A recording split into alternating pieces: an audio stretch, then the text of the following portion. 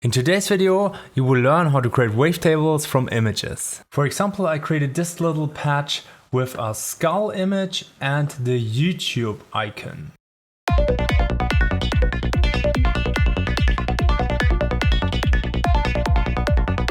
So the first step is we need to find an image, and a good place to find images is stock photo sites. So for example, here is a FreePic. You can search for vector images because they have kind of like those defined shapes. Also, what will be important, Serum will interpret all the shades in the image, as we can see in a moment. Depending on if something is white, black, or in between, it will have a different height in that wavetable position. So for example, I prepared these two skulls. One is inverted and one is normal, so that you can see exactly what happens when I drag them into Serum. So let's take the white skull first. So if we drag the white skull in here, all the black outlines which the skull had are basically going here down in the wavetable, and everything white is coming up in the wavetable. So you can basically say the brightest points are the highest and the darkest points, or if you don't have any color at all, are the lowest points. So let's check the dark skull. Here it works the same, but you can see the images exactly displayed in the opposite direction. The mechanism is the same, but because we have inverted the image, now everything which was before like a valley is now a hill, and everything which is a hill is now a valley. So depending on how you want to have your image look, you need to invert it or import it normally. But if you don't have like an image processing program where you can invert it, then one thing you can do is you can go here into the wavetable editor, and you can go here to process, and then we can here go to flip vertical, polarity invert, and then we have inverted the image as well. So that's basically the same.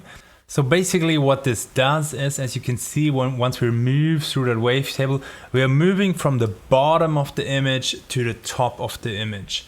So we're moving here, we are at the bottom of the image, and then we are moving to the top of the image. And this is basically left and right of the image. This is the bottom, this is the top of the image, and everything white is going out and everything black or transparent is going down. So down, up, black or transparent, white.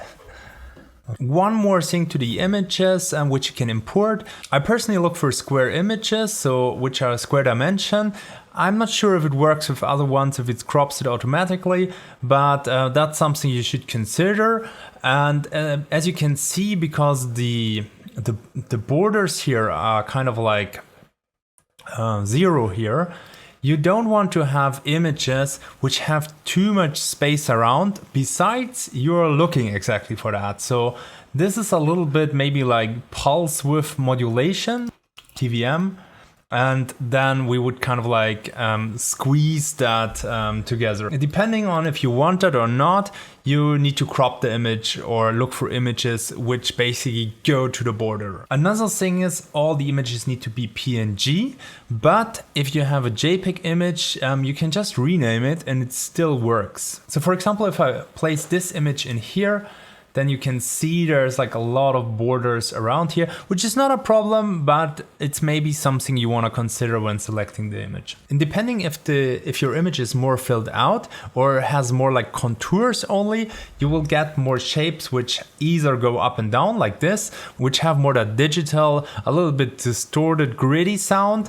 And if you have images like this, then you find like a lot of like square wave type of cycles in here. Of course, you're not only restricted to vectors, you can also use like real photos, but usually you don't get as good results as with vector. So this may be more something if you're looking for having only the sound and not the image.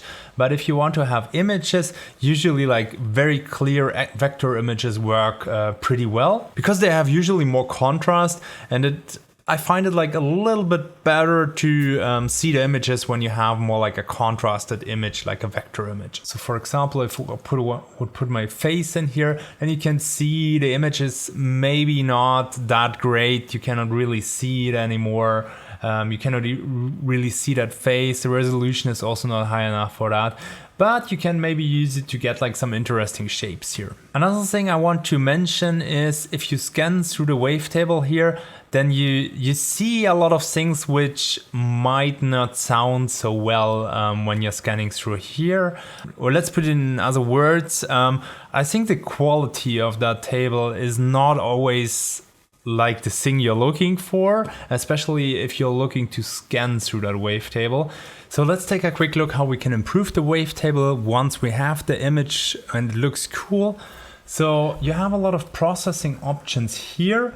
And one I would recommend is to remove the DC offset. So the DC offset is basically, as you can see now, when I click this, it moved up here.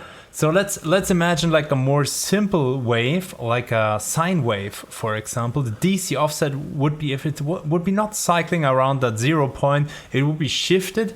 And don't ask me about the nitty-gritty details of that, but it can add some kind of like distortion or noise to your signal, and we want to remove that, and I feel it sounds a little bit better once we do that. And as you can see, the image stays quite the same, so it's not really influencing the graphic a lot here.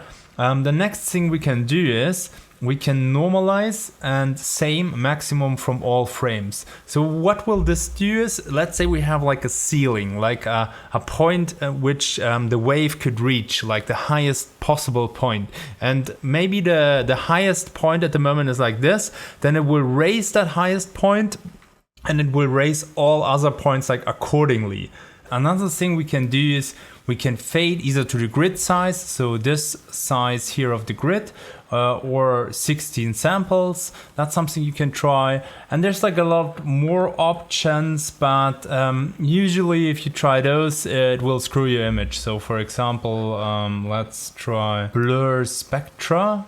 And we go here, then you can see it's not really our image anymore. So you can experiment with those, and not all are kind of like improving the quality, obviously. They are changing the sound. If you screw something up, you can go back here. And then the next step is that you need to do some sound design with your wave. What I would recommend you when you start and try this technique out, that you don't create anything completely from scratch.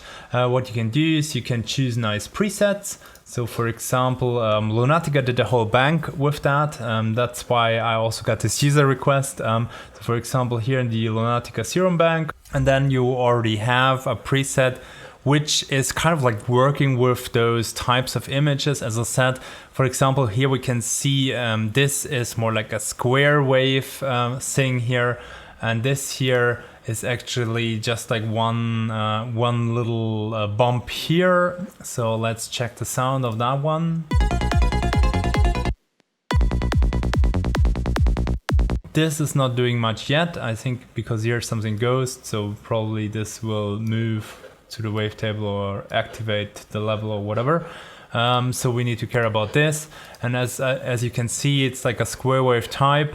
So as explained before, we get those square wave type by having more filled images. Let's try to put our Reaper in here.